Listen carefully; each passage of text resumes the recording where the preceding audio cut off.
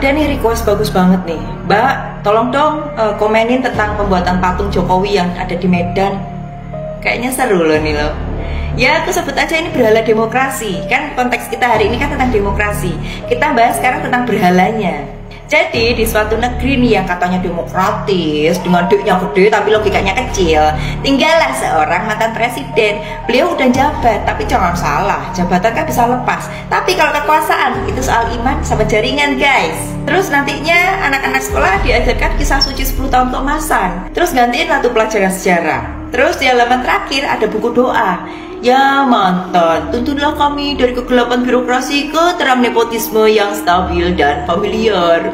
Amin. Kita lihat itu jurnalis-jurnalis yang udah mulai ngeritik dianggapnya murtad politik, dituduhnya nggak berakhlak, terus nggak tahu jasa beliau yang membangun jalan tol dan jalan narasi. Terus rakyat harus bilang, wow gitu. Kalau bukan karena beliau, mungkin negeri ini udah berubah. Dan perubahan itu terlalu menakutkan dan mengerikan. Tai!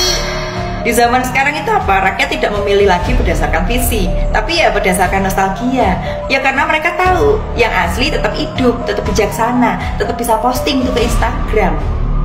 Jadi nggak ada nih keputusan politik yang benar-benar final selama beliau itu belum memberi kode melalui unggahan samar. Foto langitnya mendung, terus captionnya apa? Ya kadang yang lama lebih tahu jalan pulang.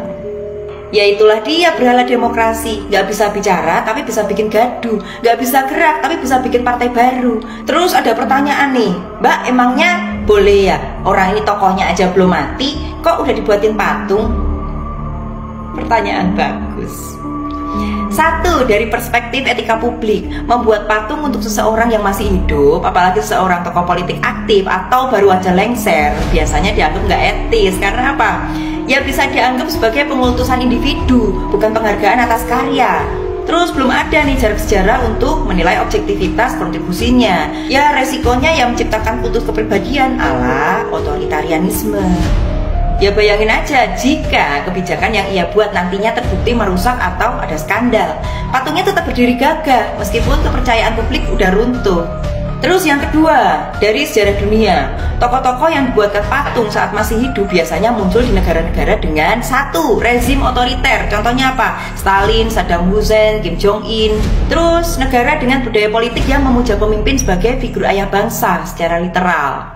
Terus yang terakhir, muncul di negara yang kurang ruang kritik. Jadi kalau di negara demokratis dan matang secara institusional, penghormatan dalam bentuk patung itu biasanya datang setelah wafat guys, ketika sejarah itu udah menilai secara jernih. Yang ketiga, dari sisi psikologis politik, ketika rakyat itu membuat patung untuk tokoh hidup, seringkali itu karena apa? Ya butuh simbol keselamatan, apalagi jika situasi sedang kacau.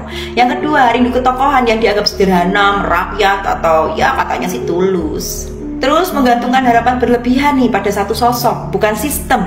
Itu berbahaya guys, karena membentuk berhala politik di mana pemimpin itu tidak boleh salah dan kritik dianggapnya dosa. Goblok ini berak. Dungu.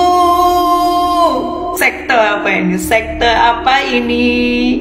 Yang keempat, dalam konteks Jokowi dan patung di Medan, patung Jokowi di Medan yang dibangun saat beliau masih hidup dan masih sangat relevan secara politik itu bisa dipandang sebagai bentuk kultus simbolik yang canggung lah di negeri demokrasi. Terus berpotensi melecehkan prinsip kesetaraan pemimpin dan rakyat. Terus menandakan bagaimana publik atau kelompok elit lebih senang mematungkan seseorang daripada mengkritiknya. Sampai kalian lupa kan presiden kita tuh sekarang siapa sih sebenarnya? Presiden kita itu siapa? Kalian sampai lupa kan? Jadi membuat patung untuk orang yang masih hidup itu kayak bikin nisan sebelum dia tuh mati. Terlalu percaya diri, terlalu sibuk memahat bayangan. Padahal sejarah aja belum selesai menulis kisahnya. Ya selamat datang di negeri Konoha dengan demokrasi yang cacat.